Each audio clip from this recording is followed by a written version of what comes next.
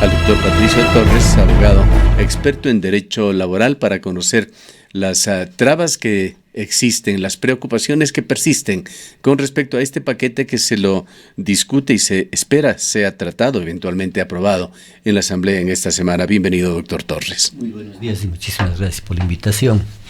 En esencia, creo que la propuesta gubernamental, que todavía no se la concreta en un documento, pero que en definitiva parte de un criterio que ha venido generalizándose sobre todo desde las cámaras, diríamos, de la producción, de comercio, etcétera, y que tienen, podríamos señalar, un denominador común expresado en un proyecto de flexibilización laboral. Yo creo que es lo que se persigue fundamentalmente. Se persigue fundamentalmente y que tiene que ver, por ejemplo, en el ámbito de la flexibilización laboral, ¿no? La disminución, por ejemplo, en cuanto se refiere a las indemnizaciones referentes al despido intempestivo, es decir, hacerle mucho más fácil, diríamos, el despido para el empleador. Actualmente eso está regulado en el propio Código de Trabajo, donde se establece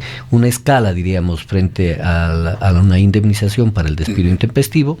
En segundo lugar, diríamos, cambiar el concepto de lo que significa la jornada laboral aquí en nuestro país. Usted sabe que la jornada laboral normal, ordinaria, etcétera, son 8 horas diarias, 40 horas semanales, de lunes a viernes. Entonces, hoy de lo que se pretende es materializar el criterio de que esta jornada no necesariamente tiene que ser distribuida de lunes a viernes, sino podría ser en otros días, incluidos, por ejemplo, los días sábados o domingos o los de descanso obligatorio, con lo cual efectivamente se rompe el concepto de lo que se ha denominado el pago de horas extraordinarias o suplementarias. Es decir, si alguien labora más de las 8 horas, no un día normal, común de trabajo, tiene derecho a que se le pague el 50% de recargo, o en horas extraordinarias con el 100% del valor de la hora, diríamos, de recargo. Esto se pretende flexibilizar sobre la base fundamentalmente de establecer de que no se convertirían estas en horas extraordinarias. Ahora, u horas suplementarias. Torres, podemos entender los normal. efectos sobre los trabajadores que están trabajando formal y normalmente, pero ¿qué decir sobre los trabajadores que están en la informalidad? Ecuador tiene cifras de desocupación comparables a los países del primer mundo, del orden del 4%, no llegan al 5%, pero la realidad es otra. La subocupación, el trabajo informal llega a niveles del 60%, del 65%. ¿No podría esto aliviar de alguna manera la situación de esta gran masa laboral? El problema del gobierno es de que, creo que en alguna oportunidad señalaba, poner la carreta y no los caballos adelante. Y digo esto porque con este tipo de reformas no se promueve la creación del empleo. Y si usted mira en el contexto de nuestra economía, todos los organismos... ¿Cree usted que se va a atentar contra los derechos de los trabajadores formales, pero no a generar nuevas plazas de trabajo, que es lo que se espera? Así es, en el fondo, ¿qué le lleva a usted a estas conclusiones? Pero además de eso hay un hecho. De todas las opiniones gubernamentales señalan de que los derechos de los trabajadores, mejor dicho, el esquema legal, no, para los trabajadores que actualmente están en esas condiciones, no cambiaría. Por lo tanto, es fundamentalmente el discurso gubernamental, es hacerle atractivo supuestamente para las personas que hoy no tienen empleo o tienen se dice, pues, un trabajo gran masa, y que es la gran masa informal, que usted ve todas las ciudades llenas de personas que efectivamente no tienen un ingreso fijo y permanente.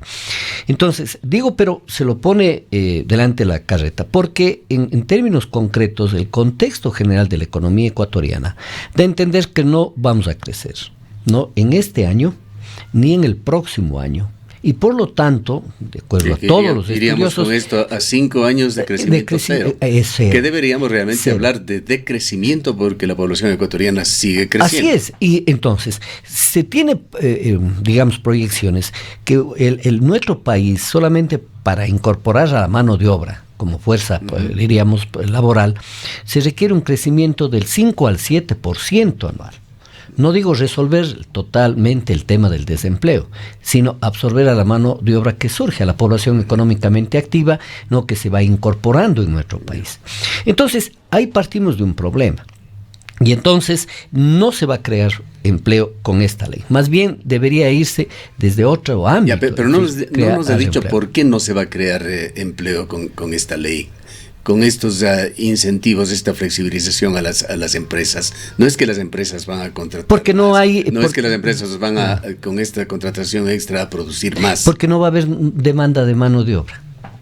Porque no va a generarse nuevas empresas que requieren incorporar a trabajadores. Es decir, que hay otros factores que influyen, no solamente esta inflexibilización laboral que existe, sino hay otros factores que están influyendo dentro de esto para el crecimiento de las empresas. Pero mire usted, yo creo que a veces se da la idea de que en nuestro país efectivamente hay un esquema laboral extremadamente rígido. Y eso sería motivo incluso de un interesante debate, ¿no? Con los representantes de las cámaras de la producción sobre, como dicen, blanco y negro, demostrar que no es tal. Pero pongamos un ejemplo. Aquí en nuestro país tenemos varias modalidades de contratos de trabajo, muchas, que se pueden resolver si quisieran, como se dice, resolver el tema del trabajo. Usted tiene modalidad de trabajo en el sector agrícola. Tiene modalidad de trabajo, diríamos, básico, común, ordinario, que se da, que es el contrato a trabajo, diríamos, a tiempo indefinido, ¿no? Y con un periodo de prueba de 3 meses, ¿no? Tiene contratos de trabajo, no diríamos, para temporada, etcétera, etcétera. Es decir, usted tiene distintas modalidades. Tiene usted trabajo, por ejemplo, a tiempo parcial permanente. Es decir, si hay flexibilidad. Claro, hay distintas modalidades. Yo creo que sí, yo creo que hay que hacer una diferenciación, sobre todo a aquellas personas que unos les llaman emprendedores, otros les llaman, podríamos señalar, pequeños, ¿no? Que por ejemplo pueden tener relación con 2 o 3 trabajadores, porque es diferente los microempresarios, que son la gran masa, por supuesto. En realidad, y hay un dato curioso aquí en la provincia de la SOI. Se dice que hay alrededor de 120,000 unidades productivas, y de esas, imagine usted, menos del 0.5 son empresas que tienen más de 100 trabajadores. Es decir, que el 99% de estas unidades productivas, etcétera, son microempresas. Y entonces, para allá tienen que ir las reformas. ¿Microempresa es sinónimo de informalidad? En muchos de los casos sí. Y yo creo que eso es real. ¿Por qué? Porque un incremento salarial, imagínese usted, poniendo un ejemplo concreto, en Cuenca, en esas grandes empresas que tienen más de 100 trabajadores dependientes, no van a tener los mismos efectos que un incremento salarial de una persona que tiene un dependiente o 2 dependientes. Y usted en Cuenca encuentra cientos de talleres automotrices, electrónicos, pequeños negocios, tiendas, etcétera, etcétera, que efectivamente en muchas de las oportunidades no prefieren contratar a una persona por el tema de la carga salarial que esto implica. Ahora, es un tema complejo, pero que vale la pena tratarlo en este escenario, y prefieren contratar en un marco de informalidad a ciudadanos extranjeros. Uno, a su propia familia, etcétera. Es decir, mire usted, entonces sí hay que tratar en forma diferente. Yo creo que deberíamos recoger en el país alguna experiencia. Recuerdo anteriormente cuando habían las leyes que fomento y protección al artesano, porque partían, imaginen ustedes, de características concretas. Habían los famosos aprendices, es decir, aquella persona que ingresaba no en condiciones plenamente laborales, diríamos, pero que partían de una realidad concreta, y que creo que la economía ecuatoriana, la realidad del empleo en el Ecuador, requieren efectivamente un trato diferenciado. Ahora, frente a ese tema. En todo caso, es la aspiración del gobierno el cerrar este año con estas reformas laborales, pero aparentemente no será así. Los trabajadores, a través de sus dirigentes, señalan que la OIT está recién analizando conjuntamente con ellos si es que hay consensos para ir a un cambio de la legislación laboral. Por otra parte, algún funcionario gubernamental ha señalado que se trabajó esto en 70 mesas de trabajo a lo largo y ancho del Ecuador. Eso también quisiéramos que usted nos ratifique si es que efectivamente fue así, y que aún no se ha terminado de analizar los resultados de estas mesas. Yo creo que es verdad, se ha propugnado, se ha discutido, se está conversando, y no solo ahora. El problema de las reformas laborales si bien no tiene, diríamos así, un espacio público de debate tan amplio como sobre otros temas en nuestro país, porque alguien sabe decir que el Ecuador es un país hiperpolitizado, porque se discuten cosas, y el tema laboral es un tema que tiene que ver en el ámbito de las aristas económicas, y me parece, primero, que pueda que el gobierno haga una propuesta hasta fin de año, no va a ser aprobada, por supuesto, porque requiere darle todo un trámite legislativo. En segundo lugar, está de por medio de que frente a reformas parciales hay la propuesta de un código de trabajo, diríamos ya integral, en las actuales condiciones, que recoja un conjunto de aspiraciones de distintos sectores. Pero yo personalmente creo que no hay viabilidad política, incluso para tratar determinadas reformas en la Asamblea Nacional. Creo que, y este es desgraciadamente, uno de los compromisos del gobierno con respecto al Fondo Monetario Internacional, tratar. Yo creo que el gobierno lo que va a hacer va a presentar. El gobierno también se encuentra atado de manos, no va a encontrar el apoyo en la Asamblea, y si es que eventualmente encontrara, se va a topar con esas fuerzas sociales, populares, que van a decirle que no. ¿Por qué? Porque además de eso el gobierno va a decir, bueno, señores, yo he presentado ya las propuestas, las reformas laborales, pero no me aprueba. Entonces, a mí me parece que y el gobierno va a pretender luego, con legislación secundaria, resolver algunos temas, famosos acuerdos ministeriales. Pero no tiene un alcance limitado. Por supuesto, que puede hacer sin el contingente que puede dar la Asamblea. Yo creo que el gobierno está consciente, y yo creo que algunas personas están conscientes de lo que estamos conversando ahora. Es decir, el problema del desempleo no se resuelve con disposiciones de carácter legal. Hay un problema fundamental que está involucrando a todos los ámbitos, pues como no puede ser de otra forma, las perspectivas de crecimiento de nuestro país. Usted puede tener una legislación que incluso le flexibilice la relación laboral, pero si no hay creación de fuentes de trabajo, es decir, usted no entiende el tema de la demanda, diríamos, de mano de obra, porque no hay crecimiento económico, no hay desarrollo de las empresas, no se crean nuevas empresas, etcétera, en nuestro país. Entonces, por lo tanto, no hay demanda de mano de obra. ¿Qué opinión tiene usted, doctor Torres, hablando ya de otros aspectos relacionados con la demanda laboral, esta política prominera del gobierno? Quiero citar a Análisis Semanal, posiblemente el principal documento de análisis económico del país, que se publica semana a semana. En su penúltimo número se ha referido en algún titular parecido, arranca la explotación minera en Ecuador, y hace un amplio análisis de las expectativas del gobierno, que prácticamente cambia ya su mira de la explotación petrolera ahora a la explotación minera, aspirando también con esto a generar miles de plazas de empleo. Sí, pues a raíz ya de el traslado, diríamos. Aquí está, despega la era minera. Podemos ver en pantalla para quienes están siguiéndonos a través del internet. Así es, con respecto a la mina ahí ubicada en la provincia de Zamora Chinchipe. Está demostrado que en el ámbito, diríamos, del extractivismo, la creación de fuentes de trabajo no es en los porcentajes que usted podría tener en otras áreas. Eso está demostrado porque es restringido, en primer lugar.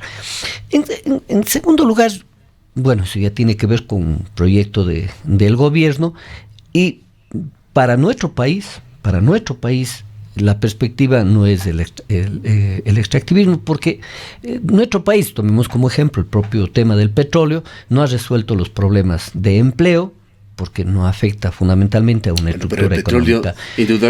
Yo soy anti-extractivista, y perdóneme aquí la primera persona, pero hay que reconocer que el petróleo ha contribuido significativamente a elevar el PIB nacional, a elevar el nivel de vida de los ecuatorianos, pongámonos, trasladémonos 30 o 40 años atrás en el Ecuador, y el progreso no ha sido definitivamente por una dinamización general de la economía ecuatoriana.